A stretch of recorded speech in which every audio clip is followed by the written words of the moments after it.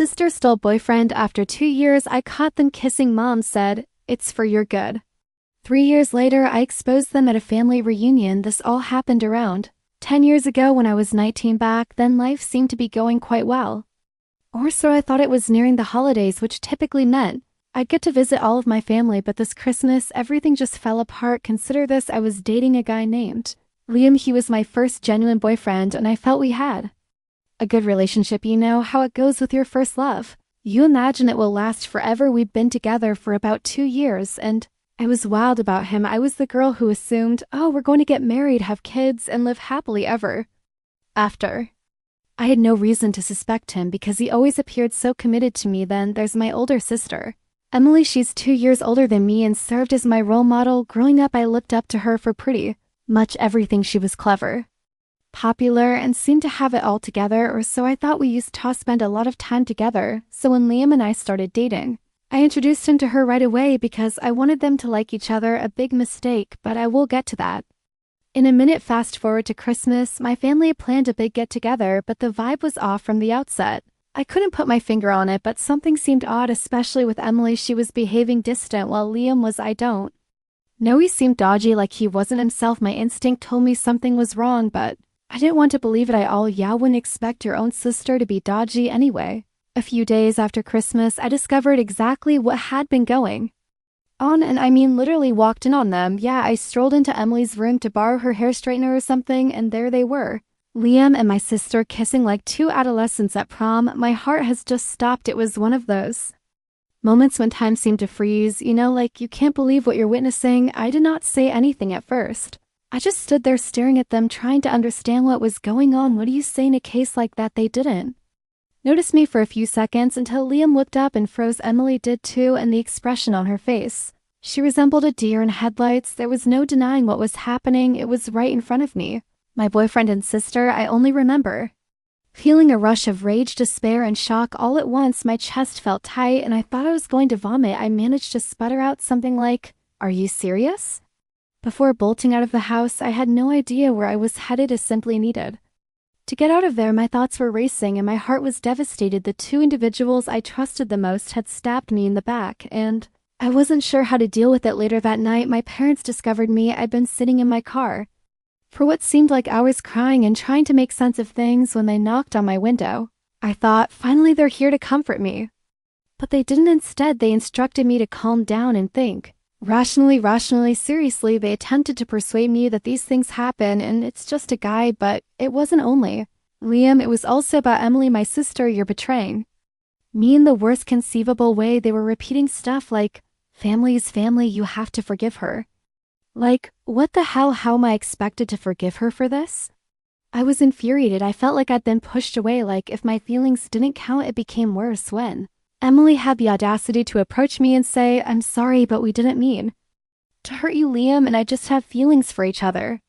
Feelings for each other? Are you kidding me? They had been sneaking around behind my back, and now they're in love. I could not even look at her. I told her she was dead to me, and I never wanted to see her again, and I meant it. Of course, my folks were not having it. They kept pushing the family forgiveness angle, claiming I was being theatrical. My father truly told me to grow up. My own father. It felt like I was losing my whole family at once. I couldn't believe they agreed with her. It was as if I did not matter at all. I'd lost my boyfriend's sister, and now my parents. I was alone for months. I didn't know how to deal. I was depressed and completely numb. I stopped speaking to everyone. I'd go to work, come home, and just lie in bed. I would cry until I couldn't anymore. During that period, the only person I had was my best friend Jade. She made sure I ate and got out of bed, but that wasn't enough. I couldn't shake the idea that I was worthless, as if they were right and I was simply being dramatic. Eventually, it became too much for me. One night, I simply broke. I couldn't see a way out of the pain, and I believed that the only way to make it stop was to end it. So I composed a long letter describing everything about Emily, Liam,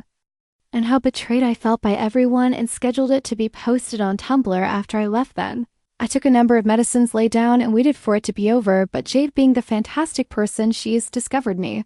She called 911, and I believe they arrived barely in time because I awoke in the hospital the next morning. I was sleepy and bewildered, but I was still alive. They put me on suicide watch after that, which was actually the best thing for me at the time. I needed aid. I needed to Go away from everything and everyone who had damaged me. My grandparents were the only ones who came to see me while I was there, not my parents or Emily. They did not try to push me to forgive anyone. They simply sat with me, let me speak, and truly listen. They rescued me in more ways than when they picked me up after I was discharged and took me to live with them. I disconnected from everyone else, and for the first time in months, I felt like I could begin to heal. As I already stated, my grandparents took me in once I was discharged from the hospital. I can't express how grateful I am for them. They didn't try to force me to talk about something I wasn't ready for. They were simply there for me. I was still struggling mentally, but for the first time I felt like I had a support network. But even though I was safe and in a better environment, the aftermath of everything was just beginning. See, I had entirely cut off my parents and Emily. I blocked them on everything, including Facebook, Instagram, and my phone. I didn't want to hear one word from them. I was finished. They weren't concerned about me when I needed them, so why should I bother? But as I was attempting to heal and move on, my best friend Jade was out there angry on my behalf. She was furious about what had transpired and was not going to let them off the hook so easily. I didn't realize it at the time, but Jade was plotting her own small retribution. One day, out of nowhere, she texted me, "I did something, but I think you'll like it." I was like, "Oh, what did you do?" She says, "Don't be mad, but I shared your note, the one you posted on Tumblr." I made sure everyone saw it. I was stunned at first. I didn't want to expose my dirty laundry to the world, but the more I thought about it, the more I realized, screw it. Whether they didn't care how I felt, why should I care whether others know what they did? And by shared, I mean that Jade tagged my parents, Emily and Liam, in the post and called them out. She went full savage. The post went viral. In our small circle, Jade had over 1,000 Facebook friends, and they started sharing it like crazy. I had no idea how many people were aware of what had happened until I began receiving texts from random high school classmates, former coworkers, and even individuals I barely knew. Everyone was coming out of the woodwork to tell me how messed up my family was, how much they cared about me, and how they couldn't believe Emily and Liam did what they did. But that wasn't the weirdest thing. People I knew weren't the only ones who were upset. They also knew others. My mother had a reputation in her church as a perfect, wholesome person, and when members of her congregation saw what happened, they were outraged. They really booted her out of the church, telling her she was no longer welcome due to how she treated me. Imagine being excommunicated from your own church for anything like that. I heard she attempted to apologize or explain herself, but no one wanted to hear it. She was considered a hypocrite, and it ended her social life. My father, he also lost a significant number of pals. They were disgusted by how he supported Emily and encouraged me to just get over it. Some of his close pals abruptly cut him off. People perceived him as a cold, cruel person, and they no longer wanted to be affiliated with him. And Emily, oh my, Emily had it the worst. I'm not sure how she managed to leave the house after what Jade posted. People dubbed her a home wrecker, a backstabber, you name it. Some of her closest friends abandoned her, claiming they didn't want anything to do with someone who would betray their own sister in that way. I've heard she got into conflicts with people in public, such as at the grocery store, because they recognized her and called her out. I'm not going to lie, part of me was relieved to hear she was receiving what she deserved. It was as if the universe was finally showing her the consequences of what she had done to Emmy. Liam was also held accountable. His family is really religious, as in they attend church every Sunday, and when they discovered what he'd been doing with Emily behind my back, they freaked out. His parents sent him away on a retreat or something to find God again. He was away for months, and when he returned, he and Emily had split up. I don't know the specifics, but I can infer that he couldn't manage the criticism, which put a gap between them. Good riddance. Throughout it all, I was simply trying to concentrate on myself. My grandparents had put me into treatment, and I was beginning to make some improvement. I was making progress, even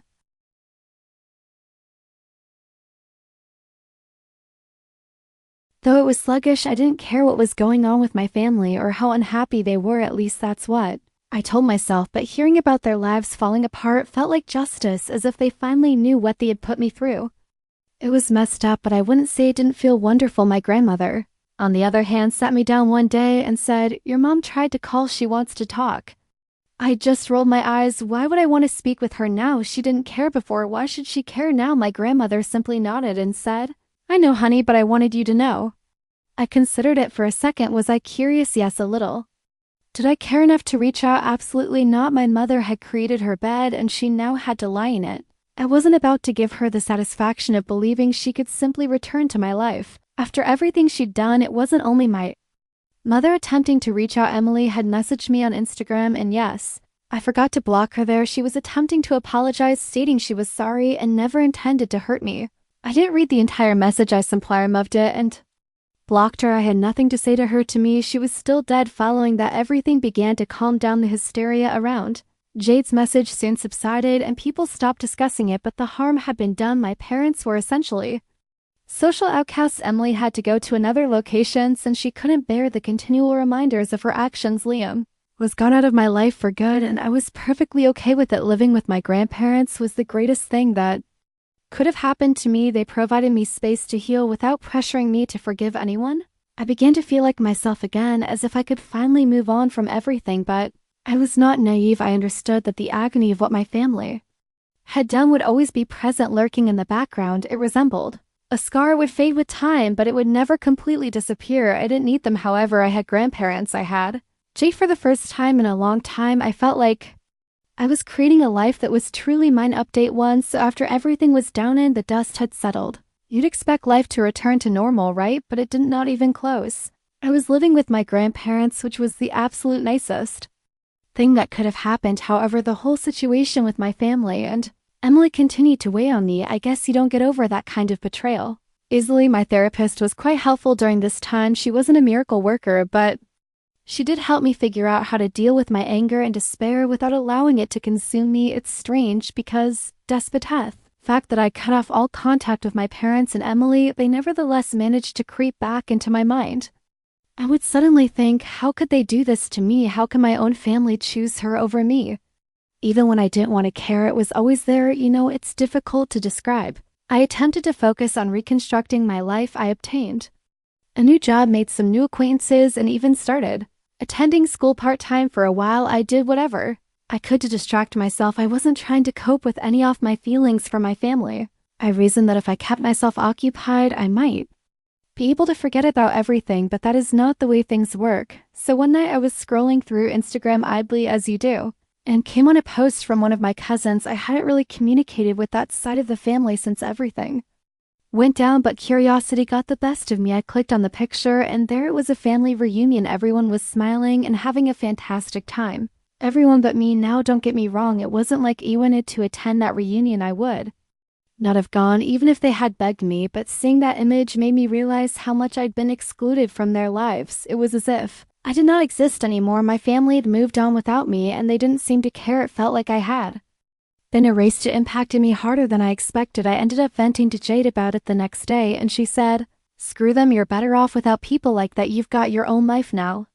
She was correct. I knew that it still acted. I had no idea how much I still cared until I saw that idiotic Instagram post. It wasn't that I wanted to be around them again. It was more that I couldn't believe how quickly they went on as if nothing had happened. But things grew weirder from there. About a week later, my father called. Yeah, my father, the same one who advised me to grow up and reclaim Emily after everything she'd done. Clearly, I did not pick up. I left it on voicemail, and when I listened to it later, he was basically begging me to talk. He went on to say, "We've been thinking about you, and we miss you and want to make things right."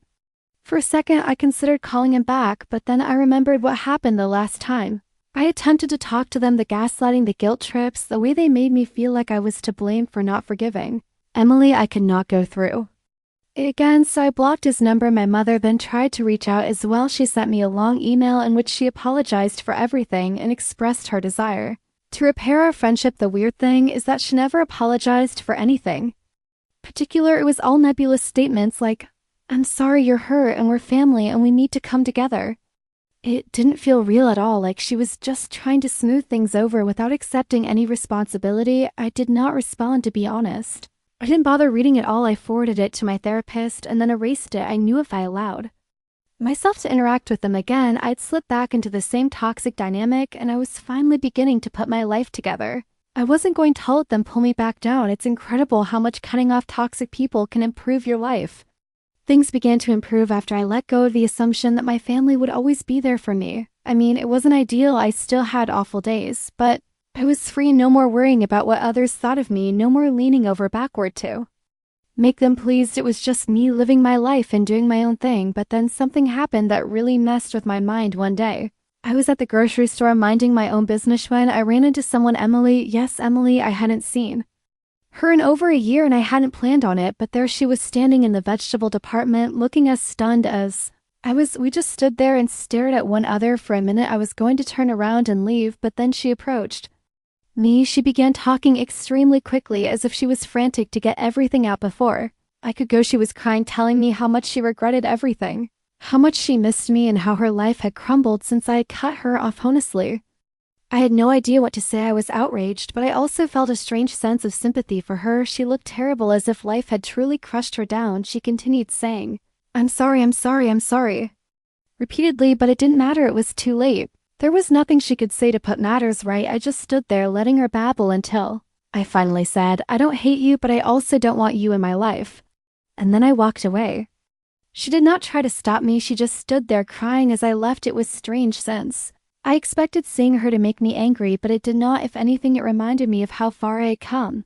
I was no longer that sad, damaged person. Emily and my parents had no power over me anymore. I was finished with them for good this time. After that, I stopped thinking about Emily or my parents so much. That last encounter seemed to provide me with the closure I didn't realize I needed. I continued on with my life, and yes, it is still not perfect, but it is mine now. I am in control. I have my grandparents and my pals, which is all I need. If my family wishes to correct things, that is up to them. However, they are no longer a part of my life, and honestly, I'm fine with that update too. So after running into Emily at the grocery store and walking away, I felt I had finally put an end to all the family turmoil. I was moving on, focusing on my own life and simply trying to live without all of that drama hanging over me. I mean, I wasn't thinking about them much anymore, which felt like a victory in itself, but then something happened that threw everything back at me. It was a normal Friday night. I was simply hanging out at home with Jade, watching an odd Netflix show and eating takeout when I received this strange call from an unknown number. Normally,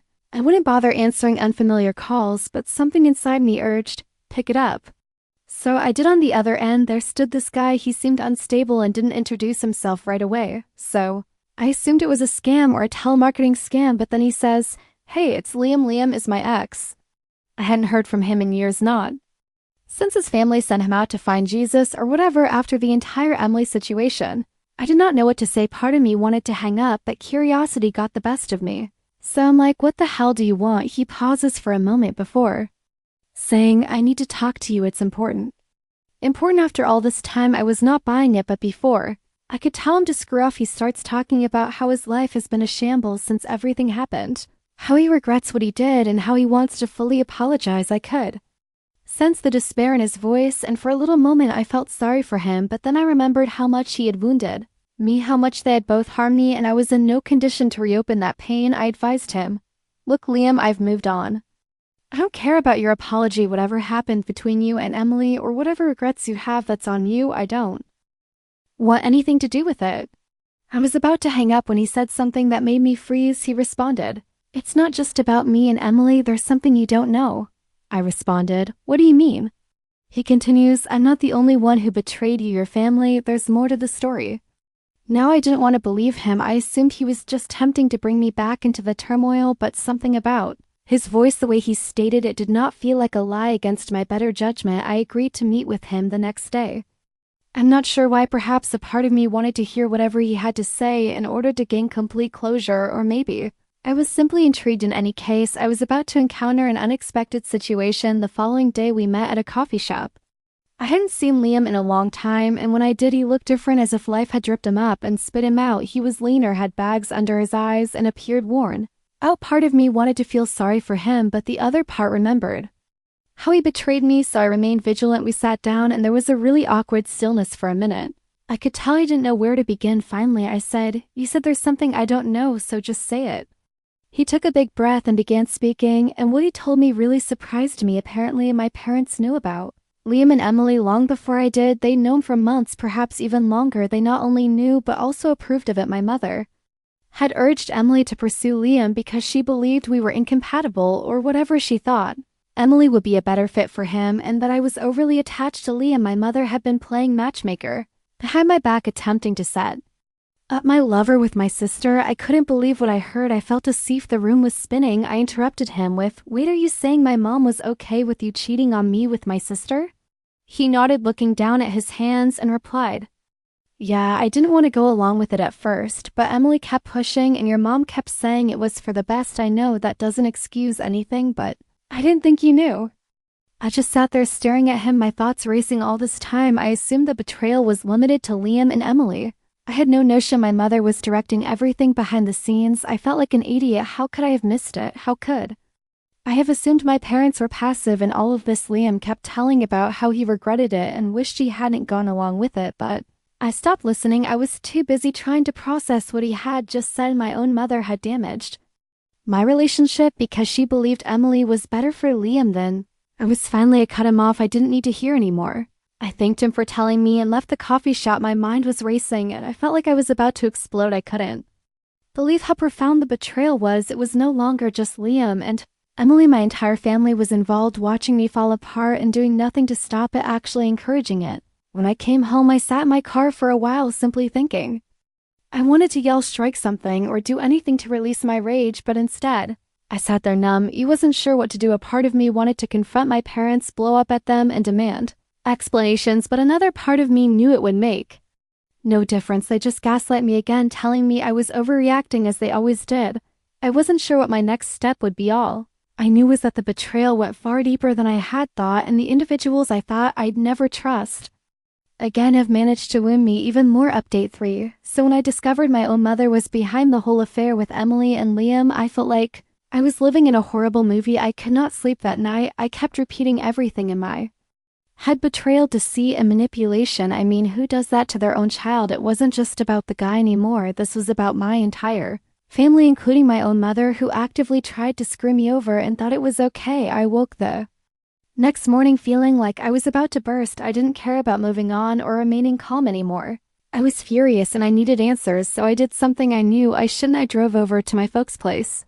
I hadn't gone there since I cut them off, but I couldn't sit around any longer. I needed to understand why. When I arrived, I didn't bother knocking. I had a key, so I simply let myself, and my parents were in the kitchen, preparing breakfast as if nothing had happened, utterly unaware of the impending bombing. They looked surprised to see me, especially my mother. My father gave me an uneasy smile as if he wasn't sure whether he should be glad I was there or terrified. I did not spend time with trivial conversations. It blurted it out. Did you know about Emily and Liam? Have you set them up? My mother's face grew pale. She did not respond immediately away, and I could see the gears spinning in her head as she tried to find out how to spin this. My father looked puzzled as if he had no idea what I was talking about, but my mother knew. Why does that matter now? She finally asked, trying to dismiss it as if it were no great issue. I lost it. I slapped my hand down on the table and exclaimed, "Why does it matter? Are you serious? You ruined my life. You stood by and watched while I was falling apart, and you did nothing. You let Emily and Liam hurt me because you thought it was for the best." My father's expression changed as I stated that. He glanced at my mother as if he was piecing everything together, as if he too did not know the whole story. What is she talking about? He questioned her. My mother tried to calm me down. She began speaking in the condescending tone she always used when she believed I was being dramatic. She responded, "You were too attached to Liam. It wasn't healthy. I thought if Emily was with him, you'd finally see that he wasn't right for you. I didn't mean to hurt you. I was doing what was best for you."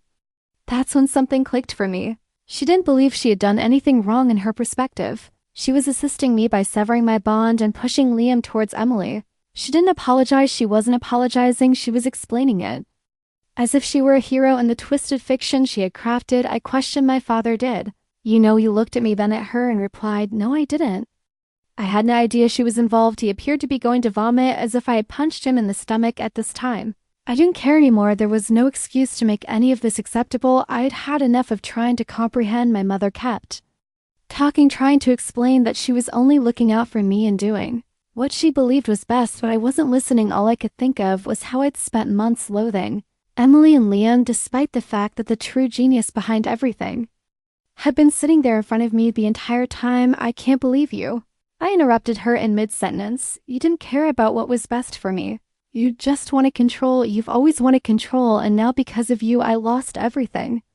I could see my father becoming angry as well. He stepped up and asked, "Why didn't you tell me any of this? Why would you go behind my back like that?" But my mother was still locked in her own little universe, defending herself. "I didn't think it mattered," she replied. "Emily was better for Liam, and I was trying to protect our family. I could not handle it anymore." I told her straight up, You did not protect anything, you destroyed it, and I will never forgive you for this ever. And with that I left the house. As I walked away, I could hear my father yelling at her, but I didn't stay to hear what further was said. I was finished. I'm done with everything on the way back. I felt unusually peaceful. I believe I anticipated feeling more. I'm not sure. Relieved. Confronting her would provide me with some sort of closure, but it did not. If anything, it merely confirmed what I already knew. I couldn't trust my family, not my mother, not even my father is present at this point. They were not the people I assumed they were, and they never would be when I returned to my grandparents' home.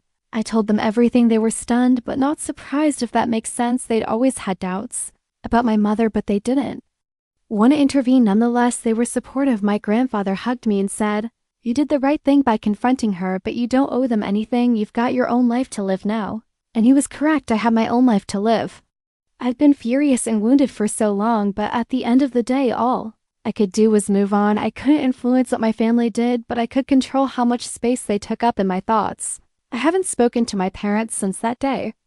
My father sent me a number of texts apologizing, but I never replied. I haven't seen or heard from Emily since that day at the grocery store, and Liam, he's merely a ghost from my past, someone I no longer think about. What I've learned from all of this is that even the ones who are meant to love you the most can hurt you in unexpected ways, but that doesn't mean you have to let them continue to hurt you. I've created my own life now, surrounded by people who genuinely care about me. My grandparents, my friends, and Jade, they are my genuine family. They were the ones who stood by me when everything came apart, and now I'm completely at ease. It took a long time and was not easy, but I'm fine with where I am. My family may still be living their lives, but I am also living mine, and for the first time in years, it seems like it belongs to me.